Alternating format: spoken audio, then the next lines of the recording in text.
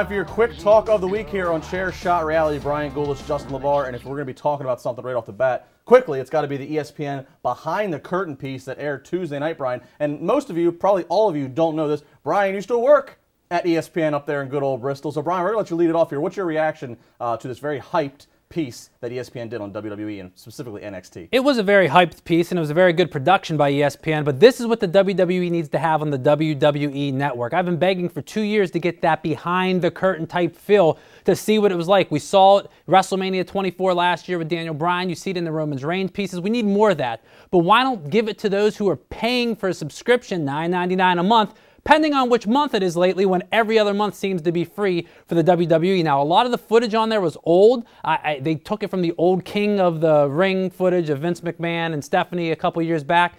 And even Triple H had long hair in some of the shots. I think it was good, but at what point does the WWE see these reality pieces maybe let your talent be real, not fake?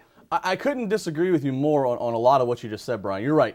Yes, there was some old footage from the King of the Mat piece a couple years ago and such, but I don't say put this on the WWE network. Maybe put it on the network later on after it's been ran and reran on ESPN a couple times. But ESPN is a whole other crowd. Showing it on ESPN, prime time, while every major sport right now is being represented on ESPN. NBA playoffs, NHL playoffs, coming off the Mayweather-Pacquiao, coming off the NFL draft, baseball season, and in prime time. It wasn't like it was 11 o'clock on a Friday night where everybody's out. Prime time Tuesday night, WWE gets an hour time slot, not a 10-minute piece like they've had in the past, an hour time slot.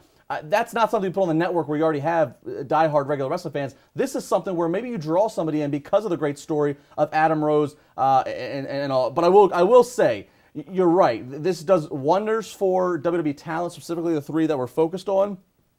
I don't know if you can always let all the talent be real because I mean, Adam Rose is not the only guy who's been struggling to find the right character for himself. He's not the only guy trying to fight for his family. That's pretty much most WWE wrestlers, but they did a good job at least opening up into his life, and I'll tell you what, if WWE wants, if they capitalize, Adam Rose could get a whole different reaction here in the coming weeks if they want to exploit that. 18 to 34 demographic did a .3, 780,000 people watched the show. That's not really a great audience on a primetime Tuesday night. Well, what is a great audience is the amount of people that have been going to CSRWrestling.com. Vince Russo and our other bloggers debut this past week. I'm sure you might have heard about it. Vince Russo wrote a controversial piece about Sami Zayn not equaling ratings. We'll talk about that coming up here on Chair Shot Reality. Vince Russo every Wednesday and Saturday, CSRWrestling.com.